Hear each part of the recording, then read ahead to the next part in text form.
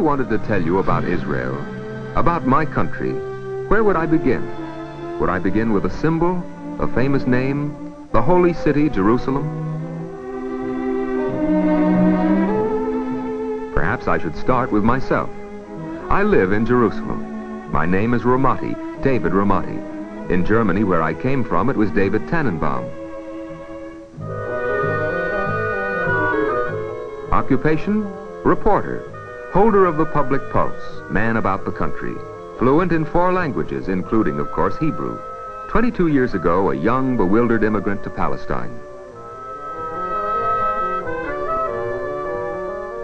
Other occupation? Husband to Elsa, a more recent settler, over 21. Vital statistics about women are rarely mentioned in public. We've been married exactly a dozen years next month.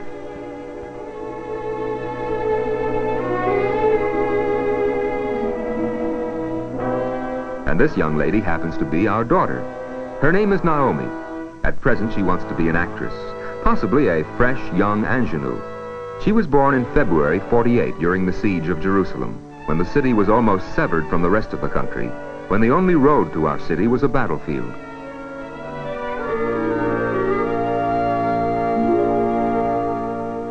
Today, it's just an average road, winding peacefully through the Judean hills. But embedded along its sides, like signposts to the past, burnt-out armored cars which tried to run the blockade to keep us alive.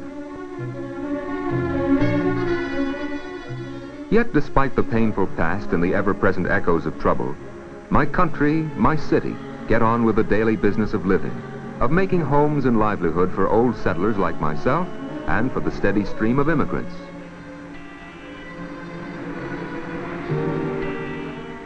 One can fairly say that every second person in these streets, in fact all over Israel, is a newcomer to the state, some as recent as yesterday, others a decade ago. Memories, faces, the shifting patterns of peoples. Years ago it was the Europeans. More recently, whole Jewish communities from the East. Different styles of life, different pace. Actually, it's a mistake to think of Israel as a melting pot or even a pressure cooker. People can't be melted together. They retain a sense of themselves, their past, as Elsa does with her friends. Similar backgrounds, common interests bring them together. People can't be pressured into a faceless similarity. But consider the younger generation, so ably represented by my daughter Naomi and her friend Tira from Morocco. They don't seem to worry about such things as East is East and West is West. Naomi and Tira aren't bothered by where they come from. They go to the same school, enjoy the same things. They like each other, and that's it.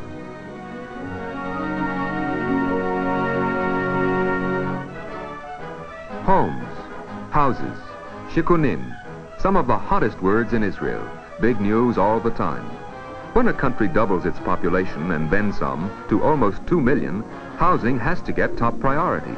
The order of the day became and still is houses and more houses and more houses.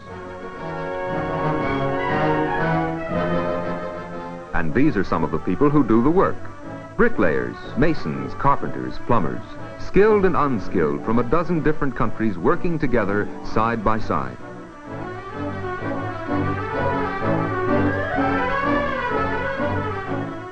As a reporter, I talk to many of them.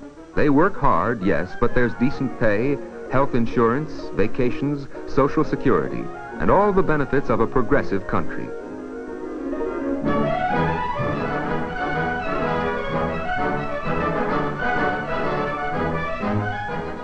Whole cities are springing up. Where once there was only wind-blown sand and a few mud huts, now a new city, Beersheba. What ingredients go to make a city where once there was a lonely outpost? People, skill, heart, a driving desire to build a country, a home. At the edge of the desert, a city. At the edge of the city, a bit of the desert. The Bedouins who roam the open plains around Beersheba have their own way of life. They too are citizens of Israel. The open-air marketplace seems an exciting refuge from the machine age.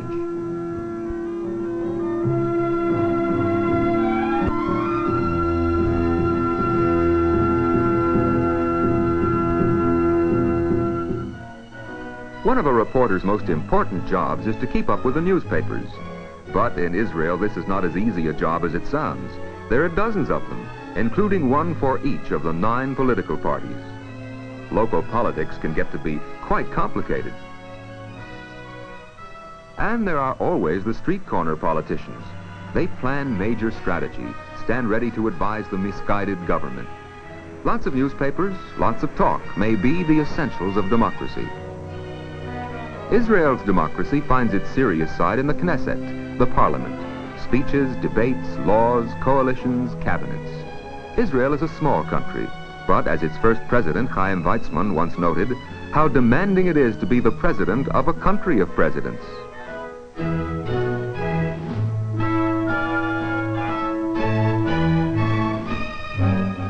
Just as we learn parliamentary procedure, we learn the niceties of protocol. Like presidents in other countries, our president gets many visitors. Diplomats paying their country's respects to Israel on its anniversary. The precise requirements of protocol are carefully observed.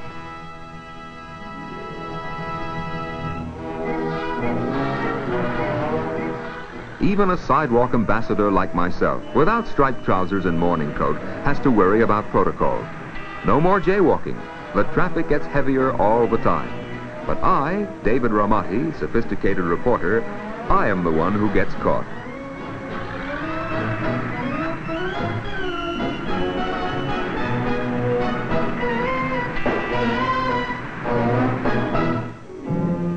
For 4 weeks every year I can forget my job. I and every able-bodied citizen up to the age of 49 change our colors to khaki. Reserve training is the order of the day. And Ramati, the keen, sharp-eyed analyst of events, Ramati the reporter becomes Private Ramati. My wife says military training toughens me up. It teaches me skills, which she could find quite useful. Soldiers have become a daily part of the Israel scene. They know their jobs, but they also know something about the higher strategy of pursuing an object.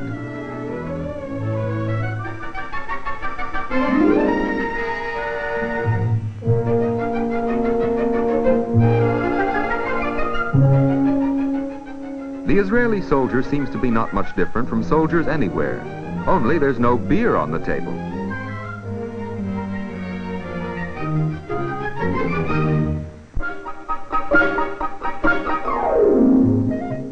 Enter the long arm of the government. I figured it would make my job much easier to get a car. I applied for an import license and I was armed with all the forms.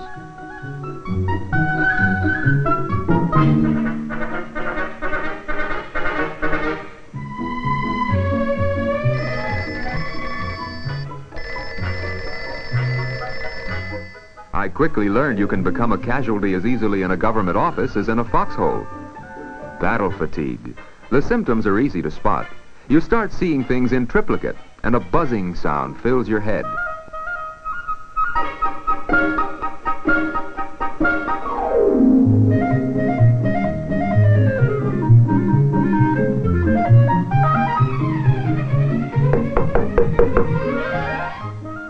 Every interruption, a surge of fierce patriotism.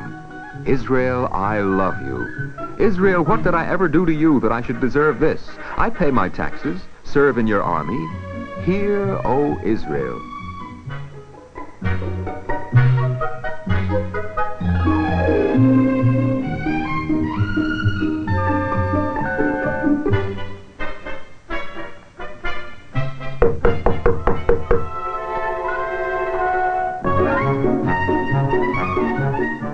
Now, the most important thing is to keep calm. Calm, you understand, no matter what happens. You were just in the army and you have nerves of steel.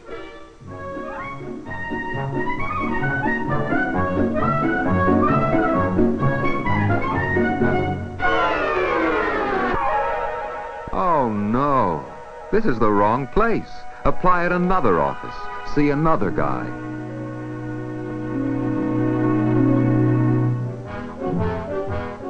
Despite occasional delays, I know my country is really growing up.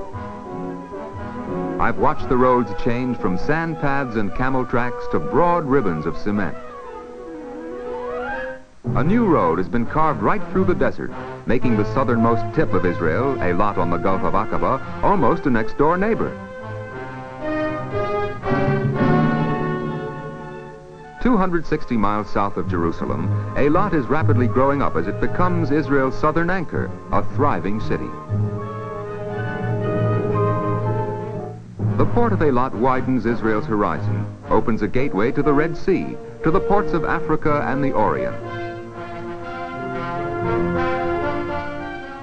A few miles outside Eilat, the Bible has mapped the way to productive copper mines. They've taken a page out of King Solomon to get to the metal which his engineers first found here a few thousand years ago.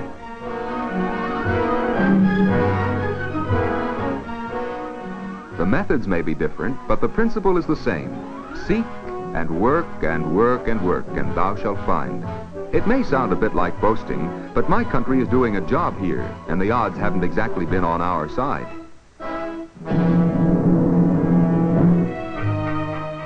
Israel's anniversary exhibition represents a kind of inventory taking, dressed up and spanking new, to see where we've been and where we're heading.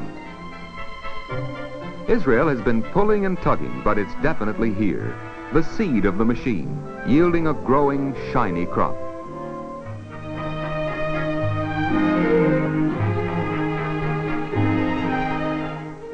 A few years ago, it was tighten your belt and eat only what you grow. Result? More food grown. Now we're even exporting some of our food products. Detroit doesn't have to worry about the competition yet, but we're moving in the right direction. And here, an unfortunate but necessary byproduct of our times. Funny, it took about the same time to develop the products in this exhibition as it did to grow my daughter. Sometimes I wonder which was harder.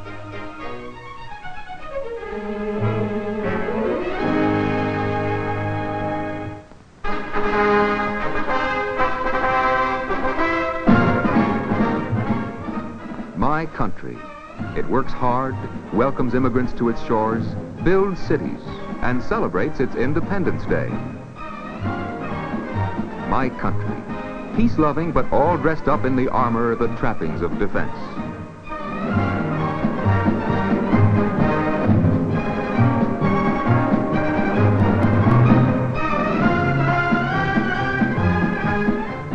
The farmers, the builders, the engineers, newcomer and native-born, marching ahead, quickening the pulse, lifting our heads higher with pride.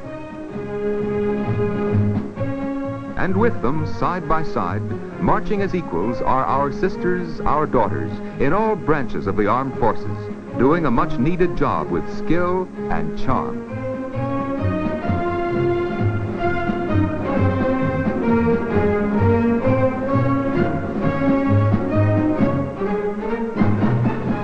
But underneath the pride, beyond the martial music, is the hope in everyone's heart that they will never need to fight again, never need to take up arms against their fellow man.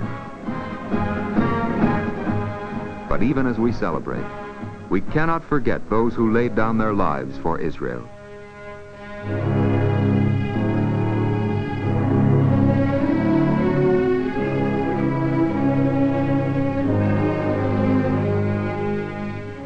Husbands, sons, brothers, never to hear the sounds of freedom, never to see the miracles that have come to pass.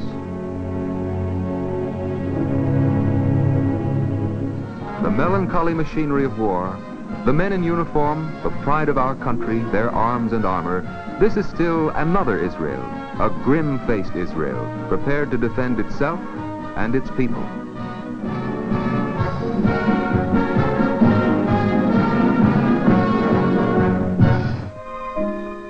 But Israel is not all the grim business of defense or the busy business of growth.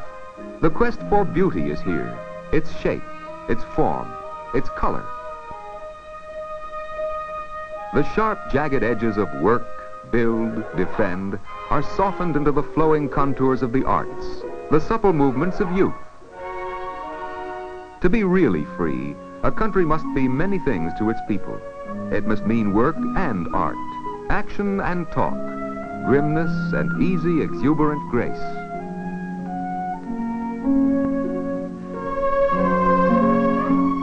And my country can never forget the ever-questing mind of its people, the hunger for knowledge, the love of the book, as here at the newly designed Hebrew University.